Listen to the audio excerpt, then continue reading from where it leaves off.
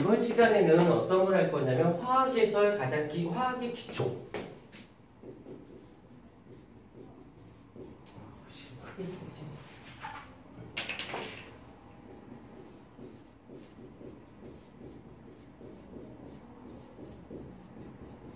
화학의 기초에 대한 이야기. 기초 작업에서는 크게 3개의 파트로, 화학은 3개의 파트로 나뉩니다.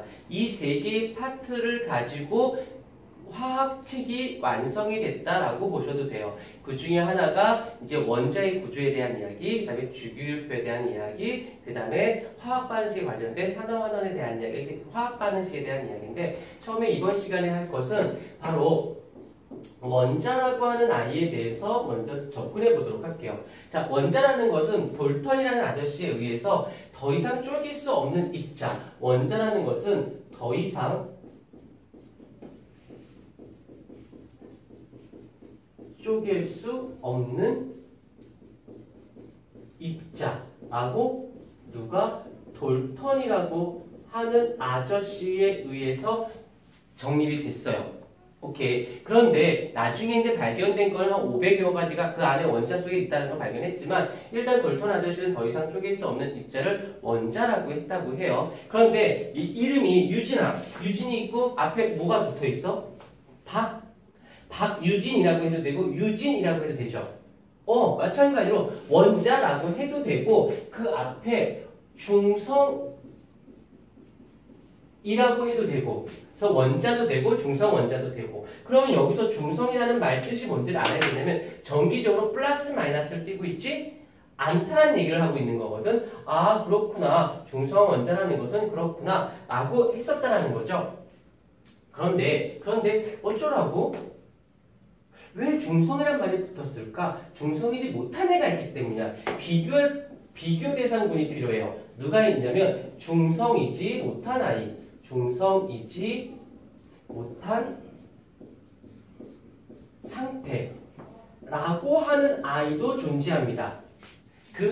잘하셨어요. 그 아이를 우리는 이온이다라고 이름을 붙여줬다는 거지. 그래서 원자는 더 이상 쪼갤 수 없는데 얘는 그러면 이렇게 붙일 수 있겠다. 얘는 전기적으로 중성인 상태 라고 표현할 수도 있겠네. 중성이지 못한 상태, 정기적 중성인 상태라고 볼 수 있게 되는 거예요. 그러면 여기서 이제 이걸 또 나왔으니까 그럼 원자는 두 번째 원자의 구조에 대해서 알아보자. 원자의 구조. 어떤 모양을 갖고 있느냐라고 봤더니 크게 원자 핵이라고 하는 아이와 전자라고 하는 아이 크게 두 아이로 구분이 되어져 있더랍니다. 그 다음에 원자를 또 조사해봤더니 원자 핵 안에는 또 누가 있냐면 양성자라고 하는 아이와 중성자라고 하는 아이로 구분이 되어져 있더랍니다. 오케이. 그런데 여기서 이제 끝날 문제가 아니라 이 아이들의 상대적인 전하량을 조사해봤더니 이 아이는 플러스적 성질을 띠고 있고요. 이 전자는 정기적으로 마이너스의 성질을 띠고 있더래요. 그리고 중성자는 정기적으로 봤더니 얘는 아무런 성질을 띠고 있지 않더랍니다. 오케이, 여기까지 됐죠? 근데 여기서 우리가 또 한번 싱크할 게 있어. 무슨 싱크를 할 수 있냐면 지금 원자는 정기적으로 어떤 상태라고 했는데 중성이란 말이야. 그런데 얘는 플러스가 있어요. 또 마이너스도 있어요. 이게 뭐지? 중성인데 왜 두 개 다 갖고 있지? 그럼 우리가 해석할 수 있는 건 뭐냐면 얘 값하고 얘 값이 둘이 어떤 거야? 같은 거야. 그러니까 상쇄돼서 중성이 나올 수 있는 거지. 그런데 이 사람이 또 조사해봤어요. 어떻게 조사해봤냐면 양성자 한 개의 전하량을 조사해봤어. 대단하다. 이거 어떻게 적어야 됐을까?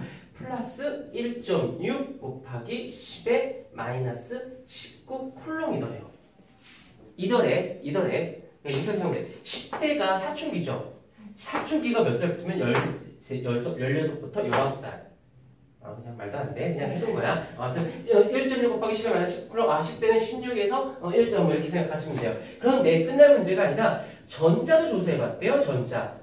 전자 한 개의 전하량을 조사해봤더니 되게 특이하게도 말이야. 마이너스 1.6 곱하기 10에 마이너스 19 쿨롱 이더랍니다.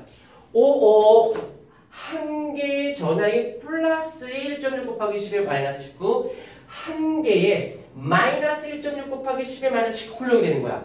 오 그러면 여기서 양성자가 10개 있으면 전자가 몇 개 있어야지만 원자라고 말할 수 있는 거야. 그렇죠. 10개 있어야지만 원자라고 얘기할 수 있는 거야. 수가 다르면 안 돼. 그러다 보니까 오케이 좋았어. 여기서 중요한 건 원자라는 말은 이거 보고 우리가 확인할 수 있는 건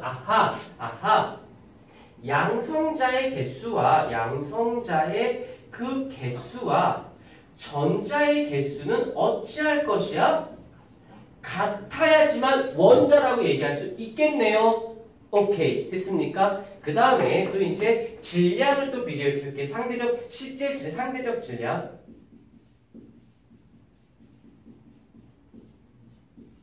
질량을 측정해 봤더니 이 양성자는 1이라고 기준을 잡았어요. 그랬더니 중성자의 질량을 재봤더니 얘도 1이더래요. 근데 전자의 질량을 재봤더니 1830분의 1이가 되는 거야. 1830분의 1인 거야. 엄청 작죠? 그래서 너는 너무 작으니까 너는 나 무시할래. 라고 한 거예요. 오케이. 여기까지 됐죠? 근데 이러다 보니까 여기서 질량적으로 하지 않아도 숫자가 너무 작다 보니까 이 사람들이 어떻게 하기로 했냐면 야 우리 이러지 말고 질량을 몇 그램 하지 말고 이 질량을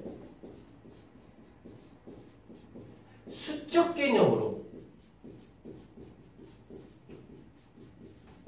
질량이 몇 그램이야? 라기보다 질량이 몇 개야?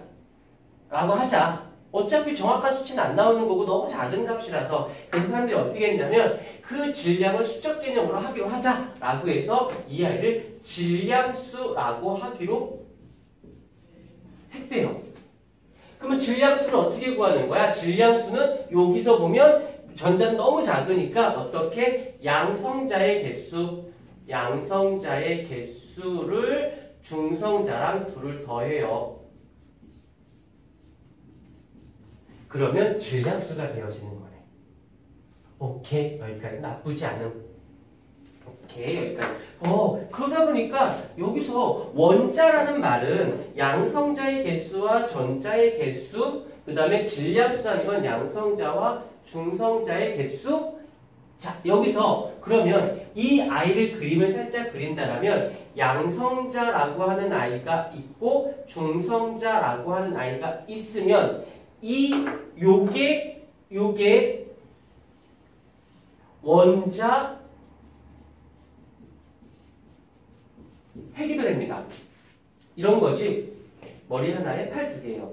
자, 사람이 10명 있어. 머리 몇 개? 팔은 20개. 고민하면 안 됨. 그래서 원자 핵의 개수가 10개라는 건 양성자의 개수가 10개다라고 해서 이것 또한 원자 핵수는 양성자의 개수와 개수는 같다 취급하는 거예요. 여기서 왜냐면 계산하다 보니까 중성자는 조금 다를 수 있어. 중성자 하나 더 들어갈 수도 있고 중성자 하나 또 빠질 수도 있다. 근데 웃긴 건 자 예를 들게. 수소가 있고 수소예요. 수소가 있는데 양성자가 한 개인데 중성자가 0개고 하나이고 2개 있을 수가 있어요. 일반적으로는 양성자의 개수와 중성자의 개수는 같거든. 약간 다를 수도 있어. 그걸 동위원소라고 표현을 하는데 그건 아직은 좀 이르고 이래. 그러면 지금 여기서 질량수는 어떻게 될까요? 질량수는 1이고 2고 3인 거죠? 둘이 더하는 거니까. 그러면 중성자 수는 달라. 질량수도 달라.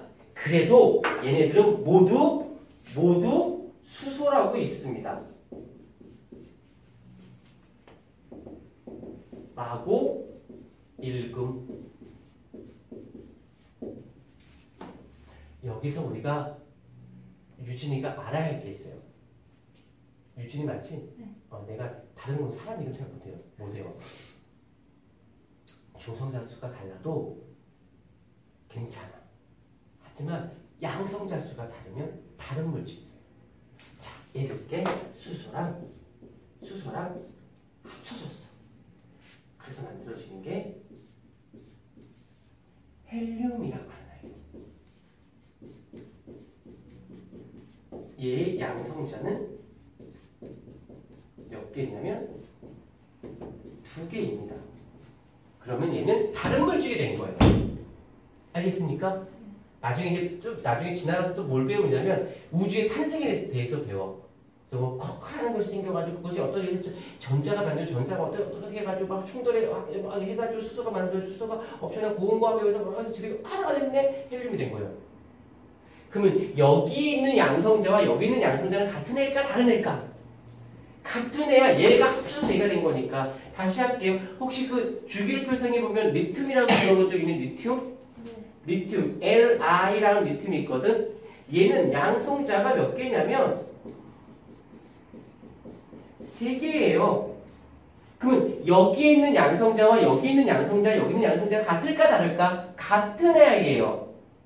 같은 거야. 왜? 지구상에 존재하는 양성자는 딱 하나고요. 지구상에 존재하는 전자는 딱 한 종류밖에 없어요. 근데 왜 이렇게 막 다른 애들이 많죠? 개수가 달라서요.